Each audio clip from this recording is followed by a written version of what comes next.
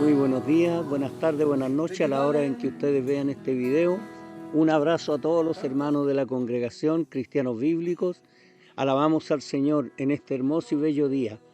Hemos querido hacer este pequeño programa para decirle que estamos con ustedes, que estamos pensando en ustedes, que tenemos muchas cargas en este momento.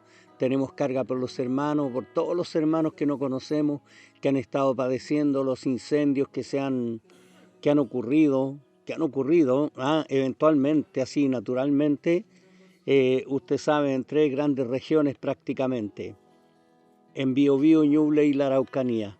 Y ahí tenemos hermanos, hay un montón de pastores, un montón de hermanos, y cuando digo montón lo digo en un sentido de amor, de que somos muchos los hijos de Dios en esta tierra.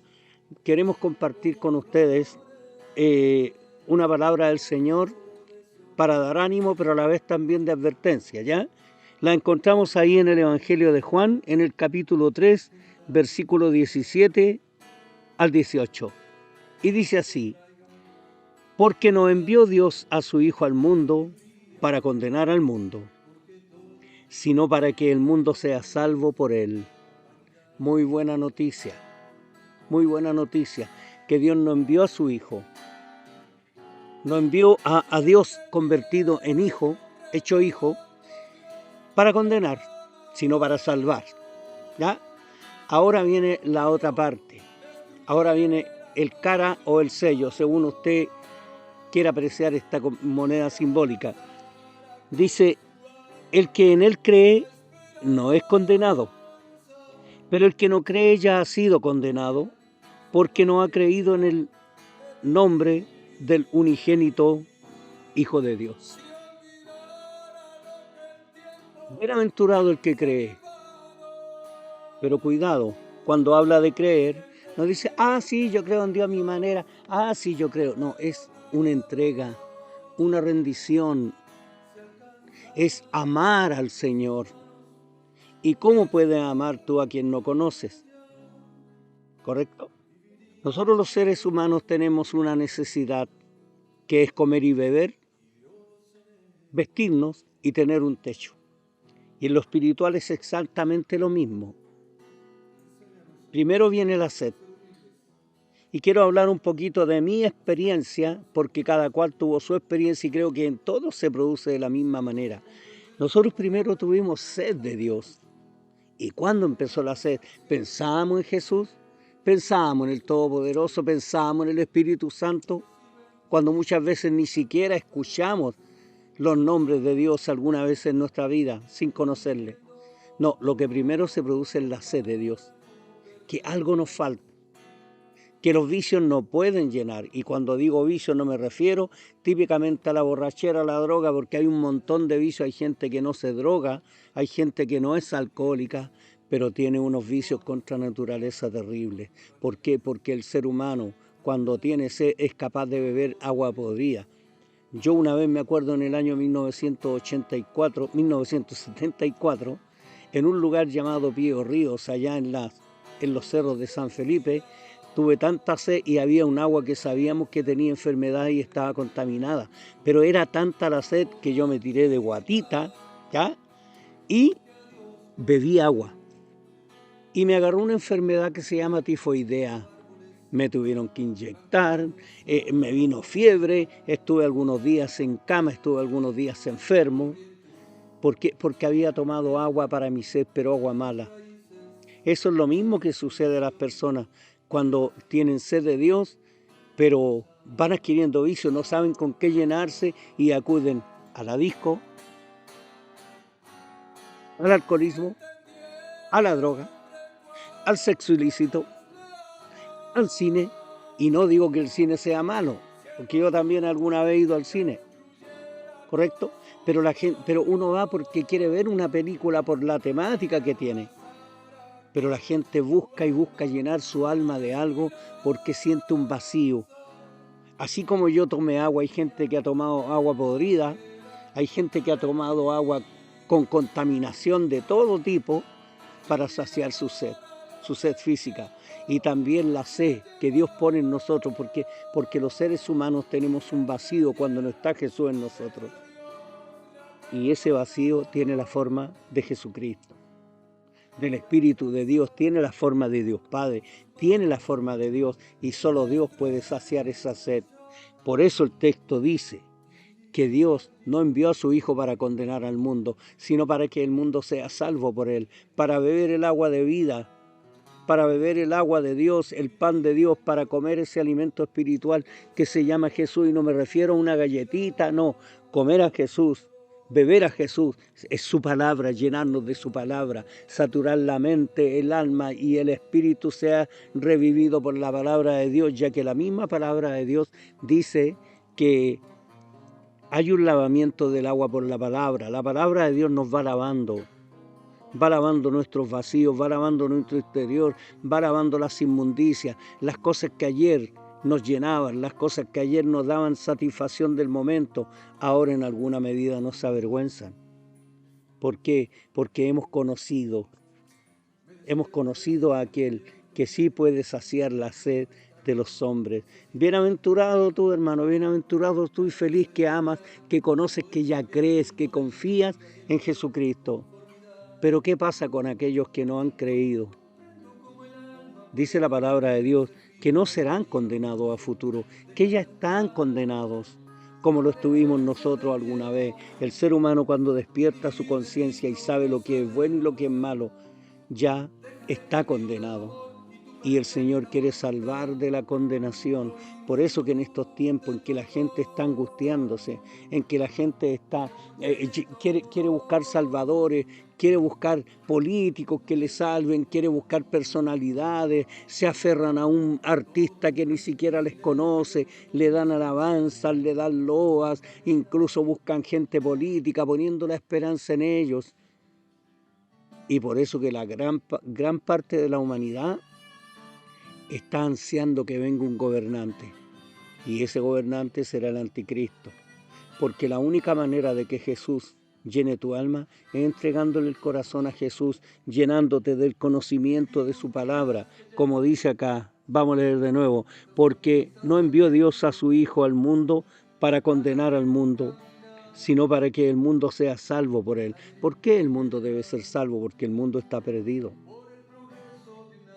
El ser humano sin Jesucristo está perdido y solamente le queda un juicio terrible, un juicio, dice la palabra de Dios, de hervor de fuego que ha de devorar al adversario. Porque Jesús dijo que el que no es con él, contra él es. Y el que con él no recoge, desparrama. Y tú y yo tenemos que recoger juntamente con Jesús y dejar que el mundo desparrame, pero llevar el mensaje, porque dice luego, el que en él cree no es condenado. Un abrazo para ti que tienes la salvación del Señor. Un abrazo fraterno y tierno de parte del Señor y de parte nuestra como tu hermano en Jesucristo. Y dice, el que no cree ya ha sido condenado, porque no ha creído en el nombre del unigénito Hijo de Dios.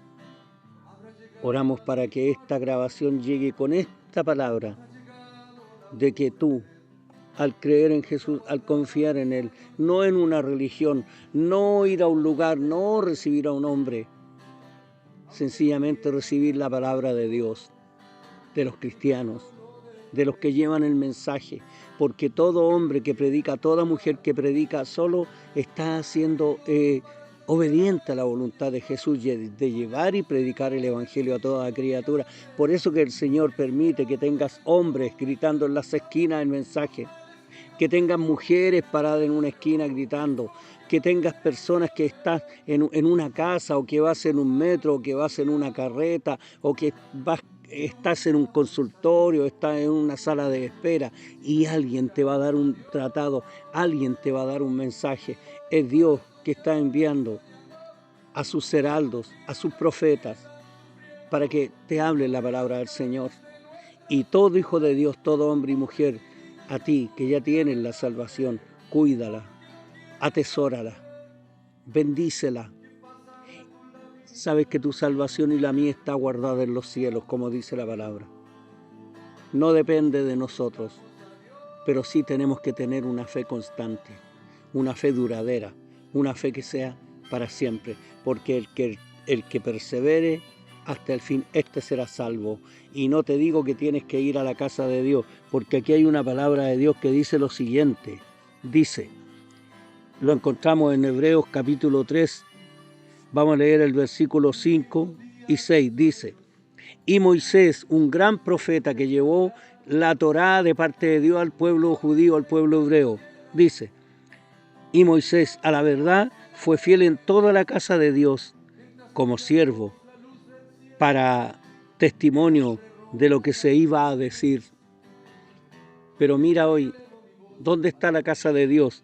Dice, pero Cristo, como hijo sobre su casa, la cual casa somos nosotros, si retenemos firmes hasta el fin la confianza y el gloriarnos en la esperanza. La casa de Dios es donde estás tú, cristiano. La casa de Dios, cuando dicen en la palabra, vamos a la casa de Dios, vamos donde están los hermanos reunidos. Puede ser en un local, puede ser en una pieza pequeñita, puede ser bajo una alcantarilla como lo hacen los hermanos en Corea del Norte, en secreto, porque los matan, los torturan, los condenan a trabajo forzado hasta la muerte, solo por creer y predicar a Jesucristo. Pero cuando te dicen vamos a la casa de Dios, no es el lugar físico, es donde están reunidos los hermanos. Yo me reúno hoy con el hermano que está grabando. Nos juntamos a orar y ahí está la casa de Dios reunida. Por eso, predícale a la gente. La gente está angustiada. Mira, vienen los artistas, vienen festivales de mala categoría ya. Y la gente desborda, se repletan porque la gente busca el agua. Y la única agua que podrá satisfacerle, el único pan que podrá satisfacer el hambre espiritual, no es el cine, no son los grandes espectáculos, no es ir a una playa, no es ir a un paseo, sino recibir al Señor. Habla con Jesús donde estés. Dile, Señor, quiero conocerte, y díselo de todo corazón. Y ¿sabes qué? Él te responderá. Porque yo un día, al principio de año 1984, estando tan vacío, tan lleno de amigos, tan lleno de actividades y tan lleno de vicios, le dije, Dios mío, yo quiero conocerte. Y cuando tú buscas de todo corazón a Dios, se van a encontrar. ¿Sabes por qué?